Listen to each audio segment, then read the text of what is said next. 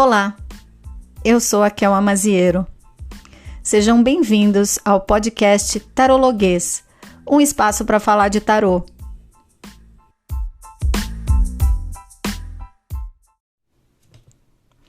Gente querida, cheguei! Espero que tenha chegado definitivamente para esse episódio, porque vou te contar. Eu já gravei esse mesmo episódio umas 3 ou 4 vezes e apaguei. Dada a relevância e ao mesmo tempo a delicadeza que esse tema demanda. Então vamos lá, quem sabe agora vai. O assunto de hoje conversa diretamente com o episódio anterior. No episódio anterior eu falei sobre o MEC Tarô, tarô das facilidades, da velocidade, das superficialidades, né? O tarô nesse contemporâneo que envolve elementos voláteis. E hoje eu quero falar sobre a customização. Customização do tarólogo e customização do tarô. Vamos começar por um ponto importante. O que é customizar? Customizar, segundo o Google, o Dr. Google, customizar é personalizar, modificar, adaptar. Em função desse significado, que é um significado que abre para várias possibilidades, acho importante eu separar, portanto, a minha ideia em 2 partes, né? Abrir aí 2 itens dentro desse termo que é a customização. Uma coisa é a customização que a gente faz no nosso trabalho para tornar o nosso trabalho um trabalho genuíno, né? Então, a customização, em certa medida, faz parte da nossa prática profissional, no sentido de que a gente, conforme vai estudando e vai construindo a nossa abordagem, o nosso estilo, nossa maneira de lidar com o tarô, a gente ali está customizando, né? Então, a gente está personalizando o trabalho. É uma maneira que a gente tem de não ser todo mundo absolutamente igual, de cada um conseguir respeitar aquilo que acredita. Esse trabalho, o trabalho com prática oracular, ele precisa que a gente esteja inteiro nele, ou seja, que a gente acredite naquilo que a gente está fazendo, né? Porque senão a gente vira charlatão mesmo. Então, precisa acreditar no que faz e dessa maneira a gente molda aquilo que a gente propõe dentro daquelas coisas que a gente acredita que funcionam com a gente, certo? Isso, inclusive, é o que eu costumo chamar de trabalho personalizado. É o que nos diferencia de uma máquina. É o que diferencia a gente, por exemplo, de um aplicativo. Até do chat GPT, né? Que é um assunto aí que também está bastante em voga. O que vai distinguir a gente dessas possibilidades é justamente a condição de a gente interpretar determinada carta para aquela pessoa, naquele contexto, de uma maneira orgânica. Que não é necessariamente a mesma coisa de você clicar num aplicativo, clicar numa cartinha e ver ali um texto que já está pronto como significado daquela carta. Quer dizer que é ruim fazer isso? Não, não é. Não é. A gente sabe que a leitura randômica, a leitura em sites, a leitura em aplicativos, ela não é inválida. Ela tem validade, certo? Mas sim, é diferente de uma pessoa virar uma carta específica para outra pessoa e analisar para ela, naquele contexto, da sua maneira, usando sua forma de falar, de se comunicar. Quer dizer, isso como eu falei antes, é orgânico e isso, sem sombra de dúvida, personaliza a leitura, né? Então, isso é esse item, essa parte que eu tô mencionando é a parte da customização, da personalização saudável do trabalho. Quanto mais a gente faz isso, mais aquilo tem uma tendência de ficar com a nossa cara, né? Outra coisa, e a gente vai para o segundo item, que é efetivamente sobre o que eu quero falar aqui nesse episódio. Outra coisa é a customização reversa, ou seja, o cliente customizar o nosso trabalho, o cliente customizar o oráculo. Por isso que eu falei customização do tarólogo e do tarô, né? E aí a gente tem uma cena que é bastante recorrente, que é a cena em que o cliente, ou às vezes até o aluno, e aí a gente pode pensar no curso também, dentro mais ou menos da mesma chave, né? Esse aluno ou esse cliente achar que é possível customizar uma consulta, customizar o tarólogo e deixar aquilo com a cara dele. Uai, mas por que pode uma coisa e não pode outra? Porque essas coisas são diferentes. Quando eu falo de um tarô customizado ou de um tarólogo customizado, eu estou falando de uma proposta que se esvazia, que se perde na busca por agradar um cliente. Então, o cliente vai lá e pergunta para você, por exemplo, você joga para saber sobre traição? E aí você responde, não é um assunto que eu jogo. E aí a pessoa, não, tá, tudo bem, então vamos fazer a consulta mesmo assim. E aí, na hora da consulta, a pessoa começa a criar situações onde ela encurrala você, de certa forma, né? Tentando fazer com que você fale sobre um assunto que você não quer falar, não pode falar, não deve falar. Às vezes não sabe falar. E veja, o não saber aqui não é demérito, tá? Porque eu sempre digo para os meus clientes, quem é meu cliente sabe disso, né? Alguns alunos também sabem, de que, por exemplo, eu não jogo tarô para saber sobre questões que envolvem morte física. E não só não jogo, como não sei jogar. Já tive experiência, por exemplo, de atender a pessoa e algum tempo depois essa pessoa morrer e eu não vi isso no jogo. Ou, às vezes, fazer o jogo de uma pessoa em relação a alguém, e esse alguém morrer, por exemplo, e eu não vi no jogo. Então, eu, por exemplo, não sei jogar. É um assunto que dá um bloco aqui no meu cérebro e eu não jogo, não sei jogar. E, de novo, não acho isso um demérito, são limitações. E acho, inclusive, que a gente conseguir lidar com as nossas limitações facilita horrores o nosso trabalho. As coisas que a gente quer fazer, não quer fazer, que a gente pode, que a gente sabe fazer ou não, é muito importante, né?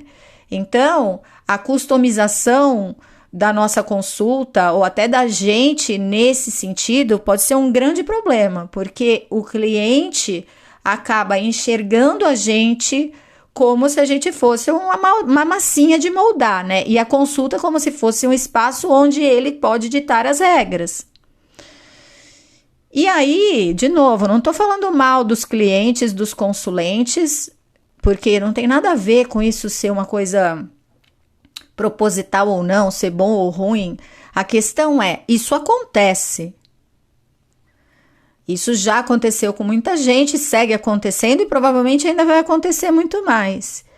E nesse contexto é essencial que a gente consiga conversar sobre isso e falar por que é tão comum as pessoas enxergarem, por exemplo, o nosso trabalho como algo customizável. Porque sim, eu customizo o meu trabalho para oferecer cada vez uma experiência melhor para as pessoas, que tenha a minha cara, onde eu me sinta confortável ali na minha abordagem. Mas não é possível que alguém venha e tente modificar isso, porque isso me descaracteriza e, principalmente, isso descaracteriza a prática oracular.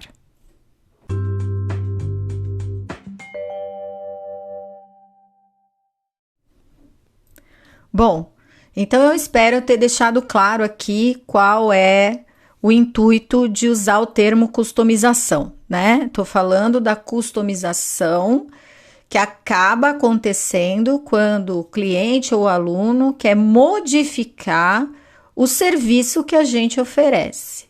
Não estou falando da customização que a gente desenvolve ao longo da prática e do tempo para oferecer um trabalho cada vez mais personalizado e que respeite a nossa abordagem, oferecendo para as pessoas algo que a gente realmente acredita que vale a pena a pessoa pagar para passar por essa experiência, certo? São questões diferentes. Vamos nos concentrar aqui na customização que o cliente ou o aluno tenta fazer acontecer em relação a gente ou em relação ao tarô. Então, eu vou dar alguns exemplos para vocês. Por exemplo, quando a pessoa quer escolher o tarô que a gente vai jogar. Quando a pessoa quer mudar o valor do nosso trabalho, mudar o preço mesmo da consulta. É que eu não estou falando das pessoas que pedem desconto, por exemplo. Estou falando das pessoas que realmente questionam a nossa capacidade a partir do valor que a gente cobra, né? E que dentro desse lugar, que é um lugar bastante inseguro, muitas vezes, a gente acaba se perdendo. Ou das pessoas que querem definir que jogo a gente vai fazer, ou forçar a barra para a gente jogar sobre assuntos que a gente não joga, ou querem que a gente fale de um jeito X ou Y, né? E normalmente isso, gente, acontece muito dentro de um esquema de comparação, né? Ah, então eu fiz um jogo com a fulana ou com o fulano e ela fez um jogo que eu gostei muito.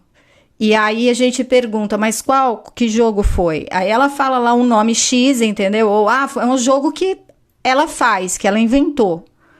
E aí, assim, como é que eu vou jogar o jogo que a fulana inventou se eu nem conheço o jogo, por exemplo?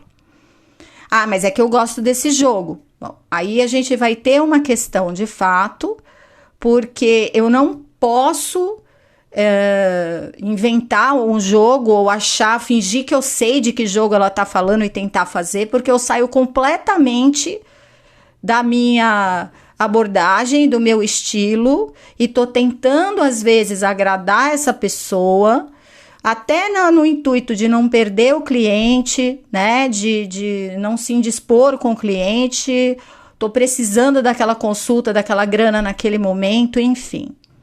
E aqui é um tema que eu já deixo claro, não consigo me estender nisso, acho que se tivesse que fazer, teria que fazer um outro episódio sobre essas questões comportamentais que envolvem o nosso trabalho. Já gravei um curso sobre isso, que é o Tarô para Tarólogos, situações difíceis e desafios que a gente enfrenta na nossa prática, do qual, minha gente, a gente não cai no mercado, a gente não tem preparo, a gente não cai no mercado prontos para atuar. A gente não tem esse preparo. A gente não aprende isso em curso de tarô. A gente aprende a analisar a carta, a gente decora esqueminha, a gente tem um monte de técnica, por exemplo, né? Mas a gente não tem essa parte, uma parte mais cuidadosa, que vai trabalhar da conduta ética, que vai ensinar a gente a falar com as pessoas, a colocar limite na nossa consulta, a entender as emoções do outro para poder lidar com elas da melhor maneira possível. A gente não tem esse preparo, né?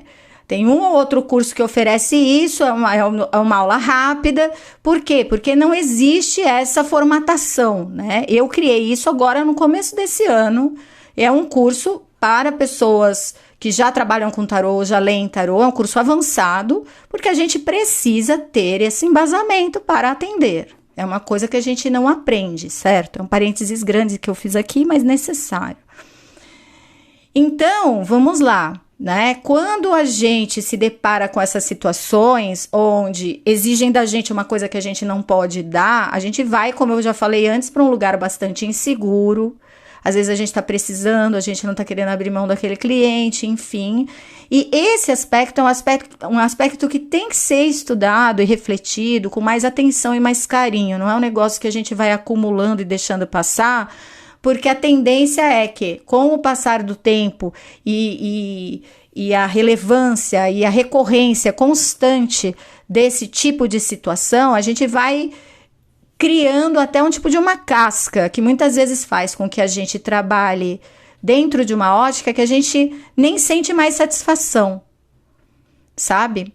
Isso acontece muito, é muito recorrente, porque a gente vai, em certa medida, traumatizando, né? Você vai traumatizando de tanto ter que lidar com situação desagradável e não ter preparo para ela e não ter aprendido como lidar com as situações, a gente acaba, com o passar do tempo, calejando mesmo.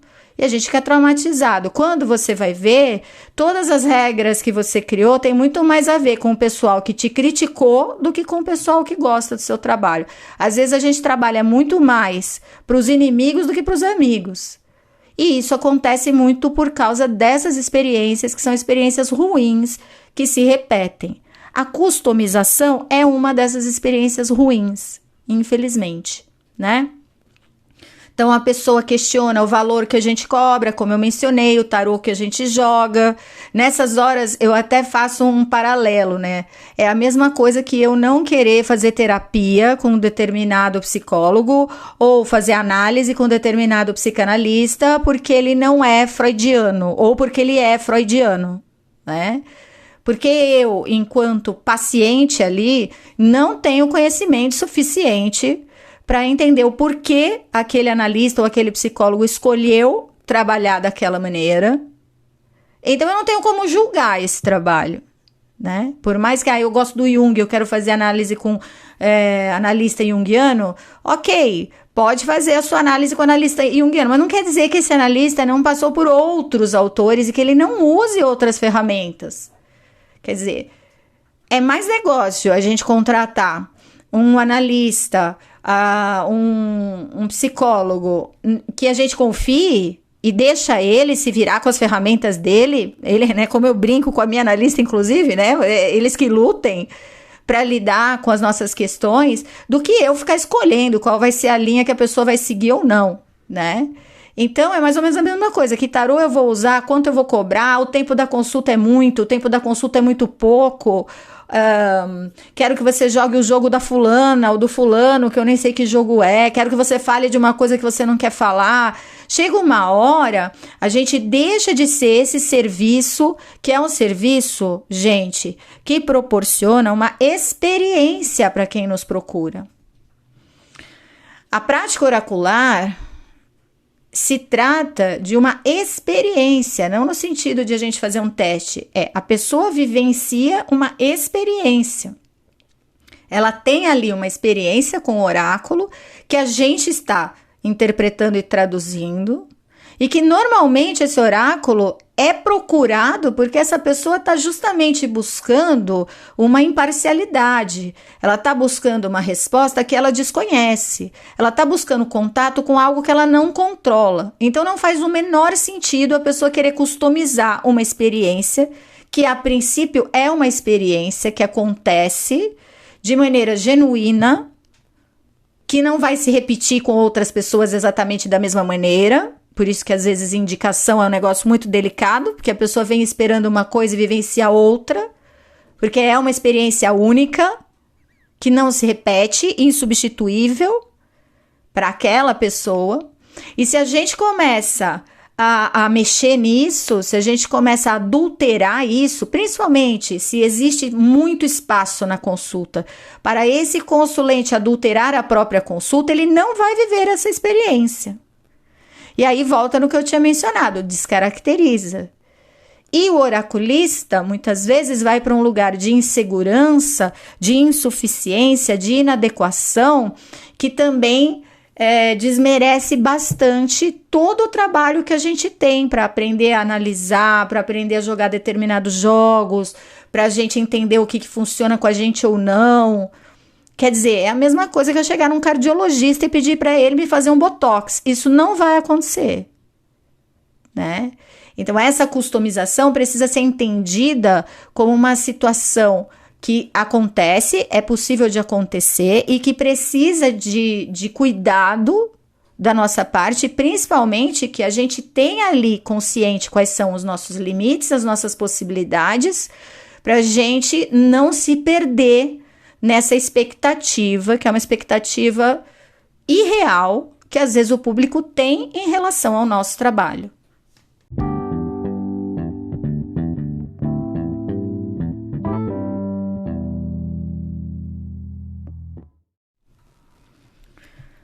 Nesse terceiro bloco, eu quero tentar abrir as possibilidades e, eventualmente, dar algumas sugestões para vocês. Não só para a gente poder refletir isso, né? Mas para a gente começar a lidar com isso de uma maneira consciente, responsável, e não se sentir tão acuado nesse cenário, que é um cenário, como eu falei, que é recorrente. De novo, né? Aquilo que eu sempre falo no meu Instagram. Não estou falando com a galera alecrim dourado que nunca passa por isso. Estou falando com a galera que já passou por isso, com as pessoas que passam por isso. E que, inclusive, já conversei sobre isso. Esse tema não nasceu do nada. A Mel Lohan, do Dança de Plutão, me trouxe esse assunto. Eu achei, no primeiro momento, que ela estava falando sobre o fast food, que foi o episódio anterior que eu gravei. E aí, conversando mais a fundo com ela, entendi que o ponto era mais esse de customizar os nossos serviços, né?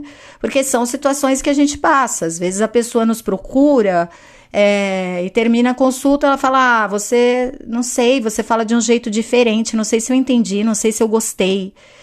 E a gente leva isso pro pessoal, muitas vezes. A gente não consegue ali perceber que essa pessoa não está conseguindo enxergar a gente como alguém que tem uma abordagem específica, que tem um estilo específico e que, consequentemente, não é que ela não gostou de mim, ela não gostou daquela abordagem e, muitas vezes, ela não gostou porque ela teve outras experiências que foram mais moldáveis, e isso, infelizmente, acontece, né? E dentro desse tipo de experiência, a gente acaba, como eu falei, a gente acaba ficando meio traumatizado mesmo. Então, essa questão da customização precisa ser uma questão com a qual a gente vai, aos poucos, aprendendo a lidar. De novo, precisaríamos de preparo? Precisaríamos. Tem curso gravado sobre isso? Tem. Eu tô sempre falando sobre isso? Tô. Adianta só ouvir um podcast? Não, precisaria estudar para valer. Porque não é brincadeira atender o público. A gente vai sendo afetado, querendo ou não, e a gente precisa de uma base que nos ajude tecnicamente a lidar com esse tipo de situação. Mas vou tentar aqui mencionar algumas coisas para deixar aí a pulga atrás da sua orelha, né? Tem uma questão que as pessoas muito falam, né, e pouco fazem a respeito, que todo mundo fica falando pra gente ser a gente, todo mundo fala, seja você, seja você, seja você. Mel Lohan me falou isso e eu achei incrível, porque todo mundo quer que você seja você, mas quando você é você, as pessoas odeiam. Então, o primeiro ponto aqui que é importante a gente pensar é o quanto em determinados momentos a gente tem condição ali de bancar o nosso trabalho personalizado do jeito que a gente quer, fazendo o que a gente acredita e lidar com, às vezes, uma retaliação ou uma reação ou essa busca de um cliente que quer customizar o nosso trabalho, ou um aluno que quer customizar o nosso curso, por exemplo, o quanto a gente dá conta de lidar com isso. E se não dá conta, precisa ir ver por quê, o que acontece e olhar a fundo isso. Porque isso é uma coisa que de fato acontece, né? Não dá para saber culpa de quem que é. É culpa da mídia, é culpa das redes sociais, é culpa minha, é culpa do cliente. O que a gente observa na prática é que o público não consegue distinguir o ser cliente de ser um consumidor. A gente mesmo, às vezes, não consegue distinguir isso. Então, a gente não consegue entender, por exemplo, que um médico não é uma figura customizável. Um analista não é uma figura customizável. Um oraculista não é uma figura customizável. Não é a mesma coisa de eu customizar uma calça, uma blusa, um sapato, entrar numa loja, eu quero esse mesmo sapato de salto baixo. Você tem? Eu quero esse sapato número 38. Você tem? Não é a mesma coisa. Ser cliente não é ser necessariamente um consumidor. Não me dá o direito de moldar o serviço ao meu bel prazer. Até porque eu tô tirando a pessoa da sua especialidade e tô colocando essa pessoa num lugar super complicado, com o risco de obter um serviço ruim, obviamente, porque a pessoa tá fazendo uma coisa que ela não sabe fazer. Então, não adianta a gente se colocar nesse lugar, né? E nem permitir que nos coloquem nesse lugar. Aí tem um outro ponto, né? Que é o ponto de você estar cada vez mais com seu atendimento moldado, consistente, estruturado, para que você fique confortável no que você faz e o que você não faz. E tomar muito cuidado, porque a gente está o tempo todo exposto em rede social, onde todo mundo faz tudo, todo mundo é feliz e todo mundo é perfeito, e aí a gente acaba, sim, achando que a gente é pior, porque o fulano faz de X maneira, então a gente tem que fazer também. E não adianta. Eu tenho essa brincadeira, né, normalmente com os mais íntimos, em que eu falo, é a mesma coisa que você chegar lá no oráculo de Delfos e falar, pitonisa, sai, eu não quero intermediação sua, tá? Eu vim aqui pro oráculo de Delfos, não gosto dessa coisa de pitonisa, de você inalar umas coisas aí que você fica muito louca, não sei se eu confio nisso, então sai de lado que eu quero eu mesma direto falar com o oráculo de Delfos. Isso não acontece, não é? Então, assim, não tem muito como a pessoa chegar e modificar o meu atendimento e me moldar. E eu também preciso estar confortável nas escolhas em que eu fiz para eu dizer, olha, isso eu não faço. Quando a pessoa, inclusive, aí eu tô falando de mim, quando a pessoa fala sobre morte, eu falo, então, esse assunto eu não sei jogar, eu sou uma catástrofe nesse assunto. Nunca funcionou. Não vou fazer com você, vai dar ruim. E tudo bem, os meus clientes sabem disso, numa boa, lidamos com isso numa boa, meus alunos também, e acho que é um lugar que a gente não tem que se meter se a gente não quiser, se a gente não souber, se a gente não deve fazer isso, né? O tarô não é, eu já falei isso também em outros momentos, vou falar de novo, não é um eletrodoméstico, não é um sapato, não é uma bolsa. Então a gente não pode tratar o nosso trabalho como se fosse isso, de novo. É cliente, não é consumidor. Consumidor, inclusive, no sentido que o professor Luiz Mauro de Sammartino fala, ele diz que o radical do termo consumidor vem de consumir, de queimar, de acabar com aquilo, né? E assim... Não, o nosso processo não é um processo que se consome, é um processo, na verdade, que se experiencia. E às vezes a gente precisa informar e esclarecer isso ao consulente ali naquele momento, né? Muitas vezes o público vem achando que sabe sobre aquele assunto, porque deu um Google, porque acompanha XYZ no Instagram, porque viu um vídeo no YouTube, né? E, gente, não é diferente de um médico que a gente vai consultar achando que a gente tá com uma doença rara, porque a gente deu um Google e todos os sintomas que a gente colocou no Google bate com uma doença rara. E a gente chega no médico e fala, eu tô com essa doença? Ele fala, não, por que você acha isso? Ah, porque eu dei um Google. E normalmente os médicos só viram o olho e falam, então, não dá Google, não faz isso. É a mesma coisa. O público vai nos procurar com esse olhar. E, de novo, não tem muito uma culpa. O cliente é culpado, a gente é culpado, a mídia é culpada. Eu acho que é tipo um cuscuz marroquino, sabe? Tem de tudo um pouco aí. Tem o nosso papel? Tem. A gente precisa não ter preguiça de informar. A gente precisa esclarecer.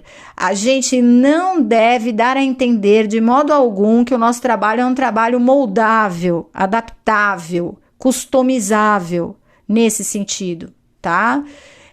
E isso sim, a gente precisa ter autocrítica. Já escrevi isso no meu artigo científico, num dos livros de acadêmicos para o qual eu escrevi um capítulo, falando justamente sobre a necessidade da gente ter autocrítica sem ficar cheio de dedos olhando para isso. Então, assim, a gente tem que lidar de boa com autocrítica, senão a gente não chega num fator ético relevante. Não tem jeito.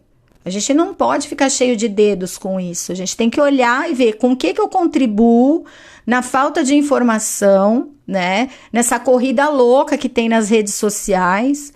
Com o que eu estou contribuindo aqui negativamente, né? No sentido de por que alguém me procura achando que eu faço alguma coisa que eu não fiz. E aí a gente esclarecer. A autocrítica é saudável quando a gente não está num estágio muito sensibilizado por conta dessas experiências que eu mencionei anteriormente. A autocrítica é necessária.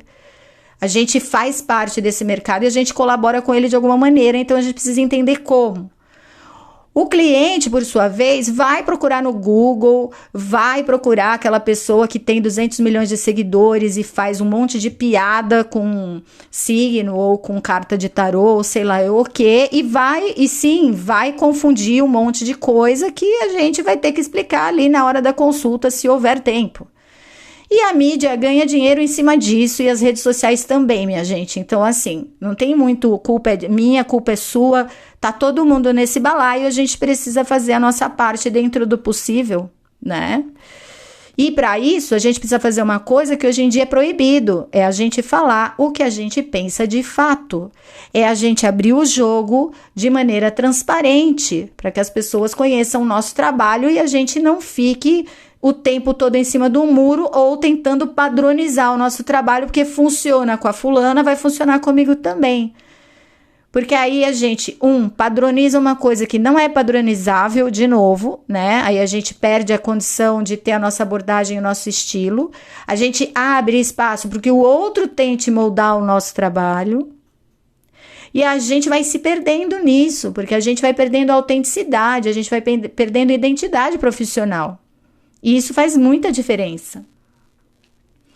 Então, é necessário a gente falar o que a gente pensa? É terrível fazer isso? Porque a gente morre de medo de ser cancelado, de ser mal falado, de ser xingado, e isso infelizmente acontece. Então, assim, não tem como a gente construir uma proposta genuína se a gente não passar por esses lugares aí que eu mencionei anteriormente, né? E acho que assim, para finalizar, o principal aqui, gente, é lembrar que a gente personalizar um trabalho no qual a gente acredita, que tem a nossa cara e que, como eu mencionei anteriormente, né, no qual a gente vai precisar se posicionar, a gente vai precisar falar o que a gente faz, a gente não precisa criticar, bater no coleguinha. Mas a gente construir ali a nossa realidade, conhecer os nossos limites, as nossas possibilidades, ter condição de autocrítica sem se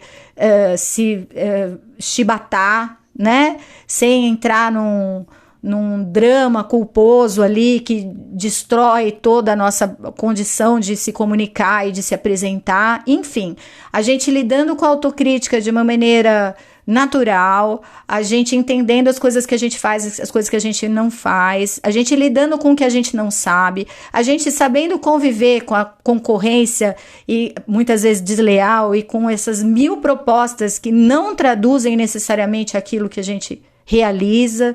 Quer dizer, é bastante coisa, é muito trabalho, mas é fundamental que a gente esteja inteiro e consciente daquilo que a gente faz. Porque é dessa personalização que a gente vai fazer florescer a experiência genuína e única que cada um vai ter ali com a gente. Vai ter gente que vai gostar, vai ter gente que não vai gostar, né? E lembrando, são clientes, não são consumidores, então a gente não pode ser passível de se modificar tanto a ponto, inclusive, de mexer na nossa identidade profissional, certo? O oráculo, gente, tem uma voz soberana.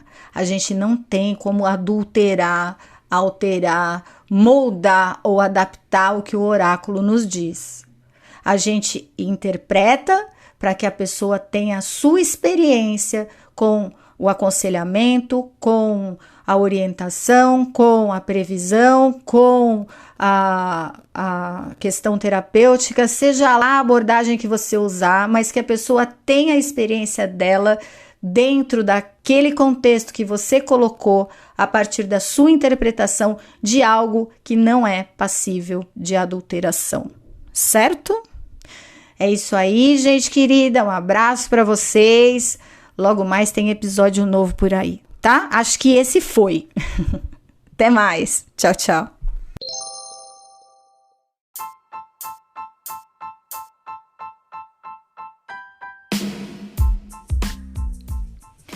Muito obrigada por ouvir o Tarologuês. Você pode também me acompanhar no Instagram, @kelmaziero, ou ficar de olho aqui que de vez em quando tem episódio novo. Até a próxima!